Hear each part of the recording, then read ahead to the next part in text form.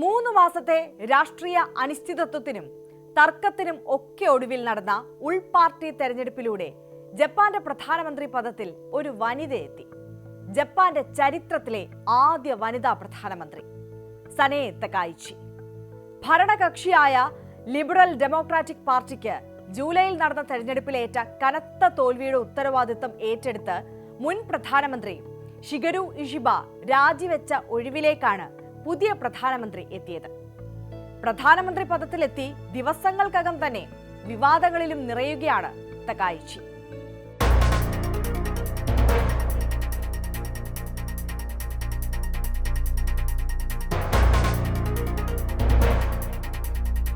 Work life balance, അതായത് തൊഴിൽ ജീവിത സന്തുലിതാവസ്ഥ എന്നൊന്ന് വേണ്ട എന്നതാണ് തകായിച്ചിയുടെ ആഹ്വാനം. കുതിരകളെ പോലെ പണിയെടുക്കൂ എന്നാണ് പ്രധാനമന്ത്രി പദത്തിലെത്തിയ ശേഷമുള്ള ആദ്യ പ്രസംഗത്തിൽ തകായിച്ചി പാർട്ടി പ്രവർത്തകരോടും നിയമസഭാ അംഗങ്ങളോടും ആഹ്വാനം ചെയ്തത്. പിന്നാലെ വിവാദങ്ങളും സമൂഹ മാധ്യമങ്ങളിൽ ഇരമ്പുകയാണ്. ഞാൻ വർക്ക് ലൈഫ് ബാലൻസ് എന്ന പദം തന്നെ ഉപേക്ഷിക്കും, ഞാൻ ജോലി ചെയ്യും എന്ന് ആവർത്തിച്ചു പറഞ്ഞു പ്രധാനമന്ത്രി തകായിച്ചി. ഈ നിമിഷം സന്തോഷിക്കുന്നതിനേക്കാൾ വരാനിരിക്കുന്ന കഷ്ടപ്പാടുകളെക്കുറിച്ചാണ് ഞാൻ ചിന്തിക്കുന്നത്. നമ്മൾ ഒരുമിച്ച് ചെയ്യേണ്ട ഒരുപാട് ജോലികളുണ്ട്, വേഗത്തിൽ നടപ്പിലാക്കേണ്ട നിരവധി നയങ്ങളുണ്ട് എന്നൊക്കെയാണ് തകായിച്ചിയുടെ വിശദീകരണമെങ്കിലും വർക്ക് ലൈഫ് ബാലൻസ് പ്രശ്നം നേരിടുന്ന രാജ്യത്ത് അമിത ജോലി സംസ്കാരത്തിന് ആക്കം കൂട്ടാൻ തകായിച്ചിയുടെ നിലപാട് സ്വാധീനിക്കാനിടയുണ്ട് എന്നാണ് വിമർശനം. കരോഷി, അതായത് അമിത ജോലി മൂലമുള്ള മരണം. ഇത്തരത്തിൽ കരോഷി കൂടുതലായുള്ള രാജ്യമാണ് ജപ്പാൻ. അത്തരത്തിൽ ജീവൻ നഷ്ടമായ ഇരകൾക്കായുള്ള ജപ്പാന്റെ ദേശീയ പ്രതിരോധ സമിതി തകായിച്ചിയുടെ ആഹ്വാനത്തിനെതിരെ വലിയ പ്രതിഷേധമാണ് ഉയർത്തുന്നത്. അമിത ജോലി സംബന്ധമായ ആത്മഹത്യ ചെയ്തവരുടെ കുടുംബങ്ങളും പ്രധാനമന്ത്രിയുടെ പരാമർശത്തെ അപലപിക്കുകയും ക്ഷമാപണം നടത്തണമെന്ന് പറയുകയും ചെയ്തു. സാമ്പത്തിക സുരക്ഷ, ആഭ്യന്തര കാര്യങ്ങൾ എന്നിവയുടെ മുൻ മന്ത്രിയായിരുന്ന തകായിച്ചി ഏകദേശം 30 വർഷമായി ജപ്പാനിലെ രാഷ്ട്രീയ രംഗത്തെ പ്രമുഖ വ്യക്തിയാണ്. തീവ്ര വലതുപക്ഷ നിലപാടാണ് തകായിച്ചിയുടെ മുഖമുദ്ര. ഷിഗരു ഇഷിബ സ്ഥാനമൊഴിയുന്നതിനെ തുടർന്ന് പാർട്ടിക്കകത്ത് നടന്ന തെരഞ്ഞെടുപ്പിൽ സനെ തകായിച്ചിയെ ലിബറൽ ഡെമോക്രാറ്റിക് പാർട്ടി നേതാവായി തെരഞ്ഞെടുക്കുകയായിരുന്നു. ഭരണകക്ഷി നേതാവാണ് ജപ്പാനിൽ പ്രധാനമന്ത്രി പദത്തിലെത്തുക. നിലവിലെ കൃഷിമന്ത്രിയായ ഷിൻജിരോ കൊയ്സുമിയെ പരാജയപ്പെടുത്തിക്കൊണ്ടാണ് മുൻ സാമ്പത്തിക സുരക്ഷാ മന്ത്രി സനെ തകായിച്ചി പാർട്ടിയുടെ നേതൃസ്ഥാനത്തെത്തിയത്. ഇതോടെ സനെ തകായിച്ചിക്ക് പ്രധാനമന്ത്രി പദത്തിലേക്കുള്ള വാതിൽ തുറന്നുകിട്ടുകയായിരുന്നു. ഷിഗരു ഇഷിബ സ്ഥാനമൊഴിയണമെന്ന് ആഹ്വാനം ചെയ്ത് മുൻപന്തിയിലുണ്ടായിരുന്നു തകായിച്ചി. പ്രധാനമന്ത്രി പദത്തിലെത്തുക എന്നത് തന്നെയായിരുന്നു തകായിച്ചിയുടെ കരുനീക്കങ്ങളുടെ ലക്ഷ്യം. തീവ്ര വലതുപക്ഷ നിലപാടുകാരിയായ തകായിച്ചി ബ്രിട്ടന്റെ മുൻ പ്രധാനമന്ത്രി മാർഗരറ്റ് താച്ചറുടെ വലിയ ആരാധികയാണ്. അവരെ പൊളിറ്റിക്കൽ ഹീറോ ആയിട്ടാണ് കാണുന്നത്. തനിക്കും അയൺ ലേഡി ആകണമെന്ന് ഏറെക്കാലമായി പരസ്യമായി തന്നെ ആഗ്രഹം പ്രകടിപ്പിച്ചിരുന്നു തകായിച്ചി.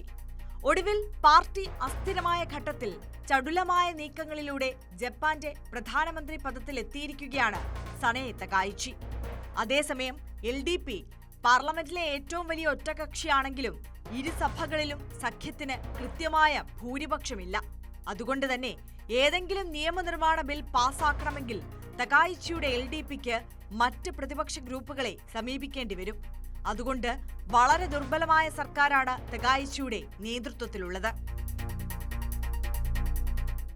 തകായിച്ചി ഒരു ടെലിവിഷൻ അവതാരകയും മോട്ടോർ സൈക്കിൾ പ്രേമിയും യൗവനകാലത്ത് നല്ലൊരു മോട്ടോർ സൈക്കിൾ റൈഡറും ഒപ്പം ഒരു ഹെവി മെറ്റൽ ബാൻഡിലെ ഡ്രമ്മറും ഒക്കെ ആയിരുന്നു.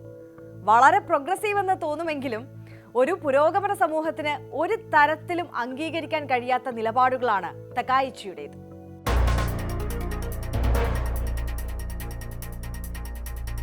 സ്ത്രീവിരുദ്ധ നിലപാടുകളിലൂടെയാണ് തകായിച്ചിയുടെ കുപ്രസിദ്ധി. വിവാഹശേഷം സ്ത്രീകൾക്ക് കുടുംബപ്പേരുകൾ നിലനിർത്താൻ അനുവദിക്കുന്ന നിയമനിർമ്മാണത്തെ പാരമ്പര്യത്തിന് വിരുദ്ധമെന്നാണ് തകായിച്ചി വിശേഷിപ്പിച്ചത്. സ്ത്രീകൾ നല്ല അമ്മമാരും ഭാര്യമാരുമാകണമെന്ന് നിരന്തരം ആഹ്വാനം ചെയ്യുന്നു. സ്വവർഗ വിവാഹത്തെ അതിശക്തമായി എതിർക്കുന്നു തകായിച്ചി.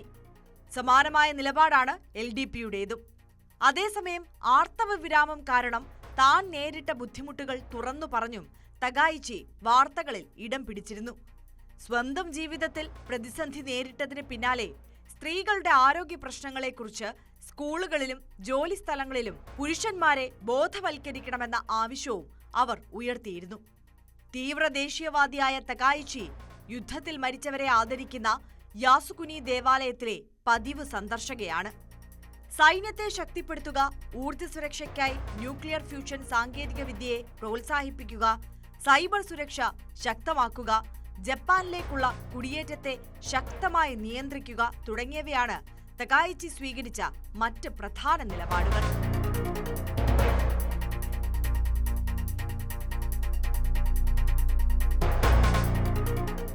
1993 സ്വന്തം നാടായ നാരയിൽ നിന്നാണ് തകായിച്ചി ആദ്യമായി പാർലമെന്റിലേക്ക് തെരഞ്ഞെടുക്കപ്പെട്ടത്.